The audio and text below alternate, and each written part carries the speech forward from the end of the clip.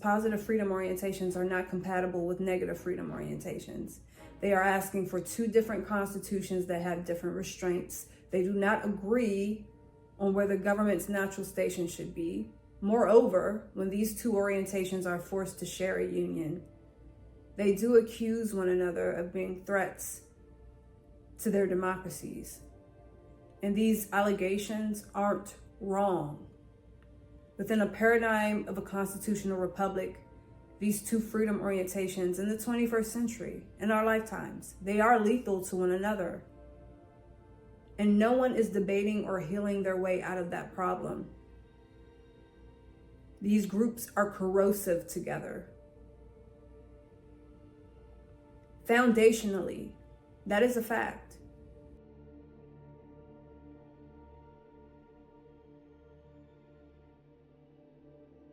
How does a social organism arrive to a place where there is a lost consensus on what a constitution should restrain or where government's natural station should be? You remain in a union with incompatible freedom orientations. That's how.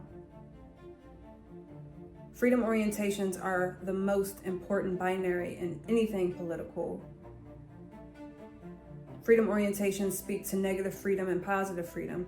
This terminology does not suggest you have positive or negative outlooks on freedom. It speaks to if you aspire to freedom and liberty by growing government in the positive or shrinking government in the negative. So if we apply this knowledge, what does a positive freedom orientation do? It grows government in the positive, such as Marxists, socialists, and communists. In order to receive the rewards they believe those economic systems and theories can give them, they grow government in the positive, offsetting two events. The government's natural station switches to preside above citizens, and the constitutional restraints on government are amended to restrain the citizen. I know that's detested a lot. I know that's challenged a lot, but the nearest example in reality would be how positive freedom orientations launch assaults on their own First and Second Amendments. What are inalienable rights become sacrificial to that freedom orientation, because the government in this scenario is like a genie, where positive freedom orientations have to grow their genie's power in the positive, and that is a package deal with attacking the restraints the genie has on it. So if the genie has constitutional restraints on it, positive freedom orientations are going to stand on their business. In effect, they're asking for a totally different democracy, and while doing it, they corrode the tapestry of this republic. For obvious reasons, positive freedom orientations are not compatible with negative freedom orientations. They are asking for two different constitutions that have different restraints. They do not agree on where the government's natural station should be. Moreover, when these two orientations are forced to share a union, they do accuse one another of being threats to their democracies. And these allegations aren't wrong. Within a paradigm of a constitutional republic, these two freedom orientations in the 21st century, in our lifetimes, they are lethal to one another. And no one is debating or healing their way out of that problem. These groups are corrosive together. Foundationally, that is a fact. So once you grasp that much, you understand America's expired union diagnosis. You are a single social organism. And these two freedom orientations exist inside of you. And now they've grown proportionate to your census size, corroding the constitutional republic that America is. This is in addition to the fact that these two orientations have also walked blindly into traps made by elite classes that seek political permanence.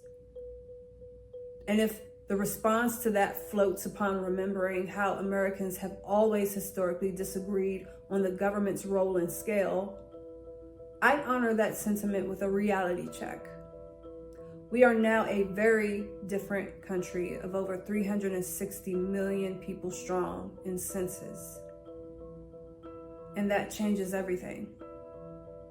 If the nation's capital showed me anything, it's that the American voter's ideology or posture on a socioeconomic issue, it's not that important to those who look down from their crystal towers. They don't care. Here's an unsavory reality. America's census is so big that those in positions of power can't truly give a damn about your libertarian views or your anarchistic ways. As one social organism, you have to be divided binarily because the truth in American politics is, at the heart of every matter, at the meat of anything, you either grow or shrink government. It does not matter the mental gymnastics you take to arrive to either of those destinations. It matters that you arrive. You may fill in all the missing context you like, but when you are a population of over 360 million and your freedom orientations are incompatible, you get very specific symptoms, like losing the ability to defend a border. You even create a vacuum. The vacuum is where the danger is.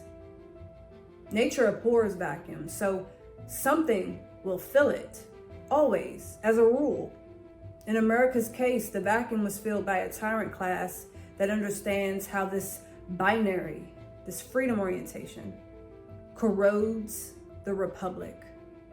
My secessionist platitudes stem from recognizing that the occupied vacuum is what must be closed by movements that advance separatism. Why separatism? Because together you're creating a vacuum.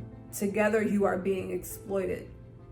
The facts are, Americans are united on one subject. We aren't united, not at all in 2024 and beyond.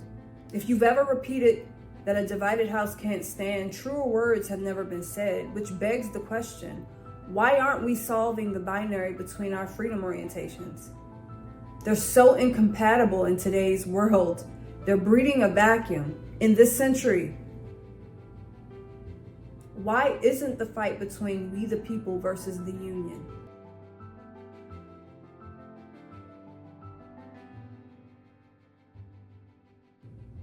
Americans are standing on the convergence of something they don't understand. They feel it, they know it's there. Here's a foundational case for a national divorce. Americans are in peril because we watch our government's natural station switch. Positive freedom orientations have begun to do the footwork needed to bring America to her knees, that she may never rise the same. And it's been a foolish error to sit back and view fringe groups as such, because the American political system was designed to transfer power to them and other minorities. America's candle is being burnt from both ends, and we don't need reaction artists anymore. We need solutions. Members of the intelligentsia have a role in society to try to understand the world around us and themselves, but they aren't the leaders we need now. Foundationally, we have incompatible freedom orientations, and we've created a vacuum.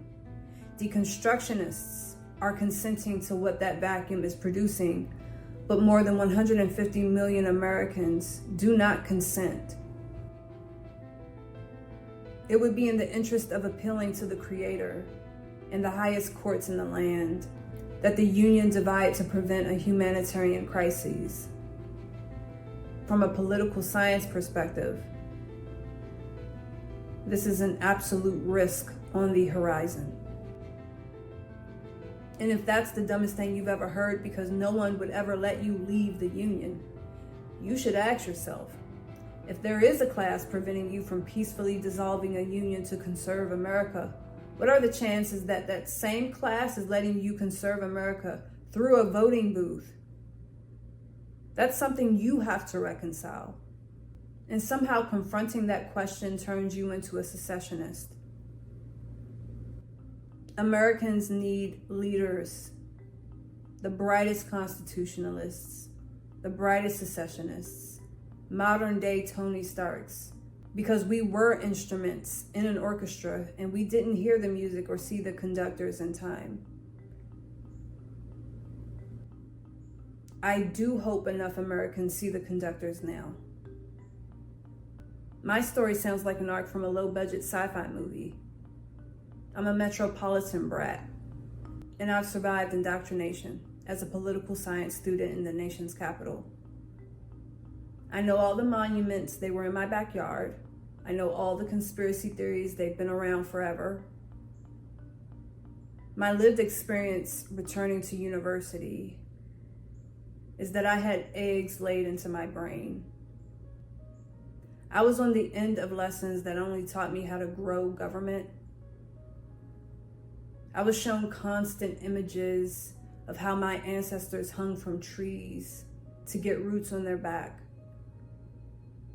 All these things were to set me down a path where I should attack the existing Constitution. I reviewed scholarship that implored people who look like me to infiltrate rural America to change their political landscape. I learned why welfare programs are the future and how to defend that future if someone decides to come against it. I survived education that suggested that I was not a woman, that I should demote myself to a birthing person, sacrificially, for the trans woman's equality. Indoctrination failed on me. I was blocked from graduating on time for writing a thesis that exposed that I was not a progressive. I had the wrong think, clearly. I had to ask God to give me strength, and He answered by sending me straight into the lion's den. I understood then the reason snipers camouflage.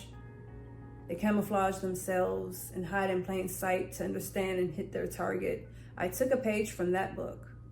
I took abuse from progressive and liberal deconstructionists, and it gave me a glimpse of the future they're building, the future they're consenting to, the future they're being taught to defend right now.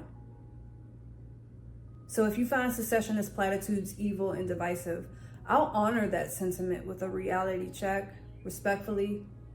There is nothing more eviler than ignoring the threat that comes from remaining in a union with people who murder, abuse, and persecute their political opposition. If you choose to do that for the sake of keeping up appearances, that's evil. So why did I adopt secessionist platitudes?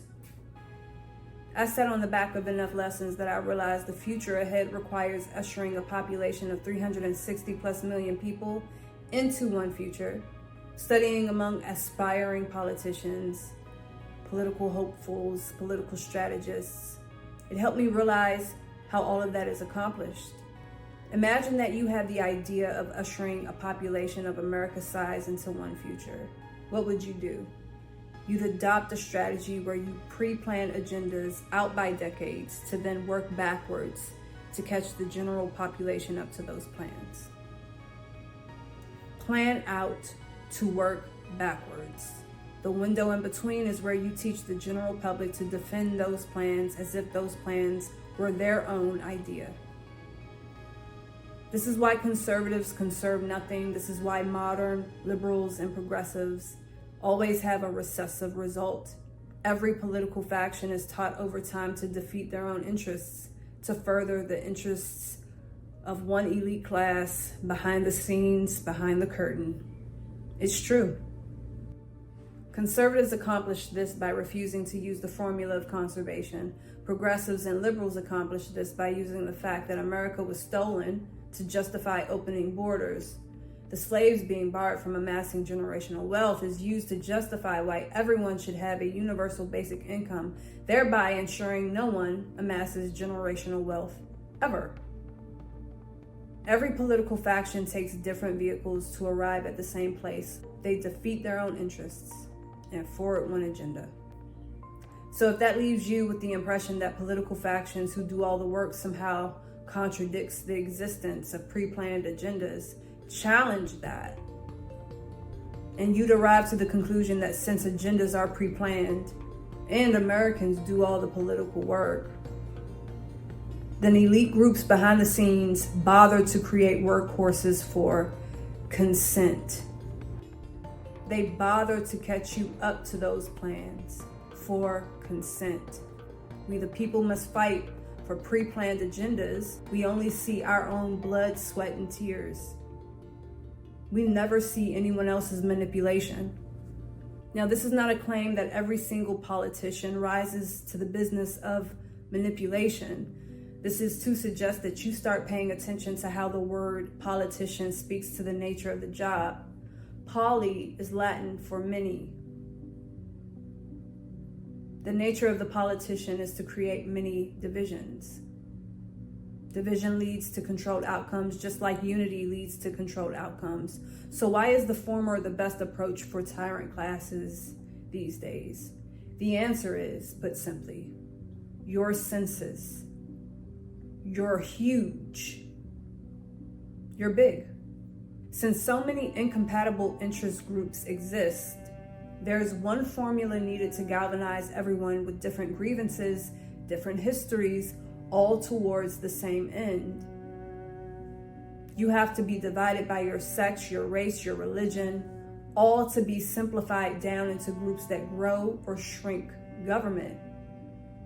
Because remember, that positive freedom versus negative freedom binary is all that truly matters in American politics. You either grow or shrink government. Along the way, you will spin in civil unrest, and you won't know your elbows from your shoulders. I have secessionist platitudes behind all of this. From a foundational perspective, as it applies to freedom orientation, these groups that were divided into many to be pitted against each other, all to get simplified down, they create a force they aren't aware of.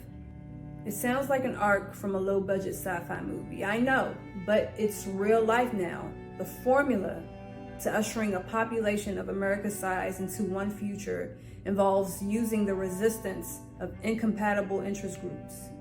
The resistance from incompatible interest groups generates energy. Energy produces power, and power is the ability to do political work. That's the formula. Americans who exist incompatibly are useful in furthering agendas because resistance they have for one another creates energy, and energy produces power. Therefore, Americans become the foot soldiers and the workhorses powering agendas. In English, this all means that so long as Americans resist each other as they fight to stay together incompatibly within an expired union, they are the battery to an engine that is crushing them. So it's from that perspective that since the strategy to usher everyone into one future involved using incompatible interest groups as a battery source, then those groups are better off apart to stand a chance at thwarting agendas. If this does not happen, together these two incompatible freedom orientations will create a vacuum. The vacuum is what tyrants infiltrate. The incompatible groups spin in so much civil unrest they don't realize they're in the same farmhouse and the farm door is soon to close. That's bad news for communities who believe that in 2024 you can simply recruit minorities to the Republican Party or independents to the Democratic Party. Listen, the backdrop we're all up against is more than capable of ensuring that independent Republican and Democratic vehicles all lead to the same destination. You just take different cars to get there. That's the tragic irony to all of this. In 2024, if you have legitimate grievances about this country's history, your emotions played a part in consenting to what was already planned.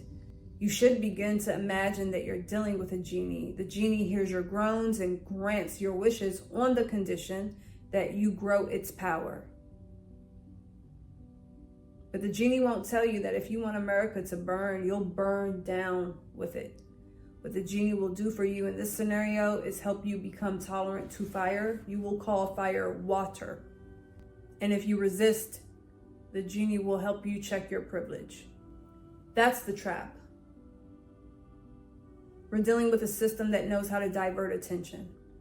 Americans are given intersectionality, for example, so when a puzzle is before them, they deflect inward to divert outwards. They never solve the puzzle before them. Instead, they go down rabbit holes. Intersectionality, I do believe, operates in the spirit of compassion for other groups, but it's perverted by manipulators who've drafted up scholarship to educate others into deflecting inward as they are robbed blind of their common sense. I rejected intersectionality after sensing that agendas were already pre-planned. Intersectionality was a vehicle to catch me up to those plans and distract me from realizing those plans were already established and in the works, and I was doing the work for them. Americans aren't getting ahead of what's on the horizon unless you stop feeding a beast like that. A beast that is that clever is 5 steps ahead of you. So in this hour, you have to put community over government. Hyper-individualism has to end now. You must wean yourself off of the conveniences of the current system, whatever it provides you. Wean yourself off of it. You have to begin to build parallel systems to what's here. This is not the hour to repeat how united you are unless it leads to uniting to divide the union. You have lost consensus on what your constitution should restrain and where government's natural stations should be. And that has created a breeding ground for absolute lunatics, because your diversity, which is beautiful, has also arrested your ability to fight off the tyrant class. That's the tragic irony America will have to accept. Your ideological diversity can be attractive while it also arrests your ability to fight off the tyrant, because your fight would actually involve fighting your neighbor who perceives the tyrant as a savior. That's why tyrants generally support multiculturalism. On the surface, it seems inclusive. It is quite beautiful. But strategically, it disarms you. This is also why Americans were not implored to ever war with their government. They were implored to dissolve or abolish it. That would leave the people who consent to their genie with their genie. In no universe were Americans supposed to debate for the future of the country for this long. It's lethal, it's genocidal. You'd only debate for this long if you had an agreement on the destination ahead with different opinions on how to get there. But that is not America's story today. Today, Americans don't have the same destination in mind. They are fighting for different futures entirely. So this is a pivotal moment in time where the sentiment that there is no political party for the people should not be dismissed. There is an opportunity for Black, brown, and white Americans to unite to divide the union. Every community has an incentive. Every community was used in ways they don't understand to usher them into one future together, incompatibly. So if your ancestors slaved for this country, someone taught you how to defend growing the government that enslaved them. They taught you how to defend a constitutional democracy where you'll outsource truth to elites, and you should trust those elites if they have melanin. That's the qualifier. However, the trade-off is that you'll lose the rights your ancestors fought to have while thinking you liberated yourself. But you liberated yourself into a new form of digital technocratic chains. If your ancestors fought for this country, someone taught you to fight to build something you don't truly understand either. And you did it in the name of democracy, all while you did not know democracy should comport to your freedom orientation, that positive versus negative freedom binary. You did not realize what you were building, and you did not realize what it would cost. Everyone has contributed to what's on the horizon in some way, shape, or form. That's the truth. We were instruments to an orchestra. Some of us were wind instruments. Others were string instruments. Some of us were percussions, which is why the strongest foundational case for a 21st century national realignment of states, it has to be grounded on incompatible freedom orientations that have amounted to why America has no consensus on the very things a social organism must. freedom orientations determine what democracy you'll get within the paradigm of a constitutional republic. Freedom orientation is foundational and must comport directly to democracy, and that makes the democratic case for a national divorce. Understanding democracy and what it is at its crux is imperative now more than ever.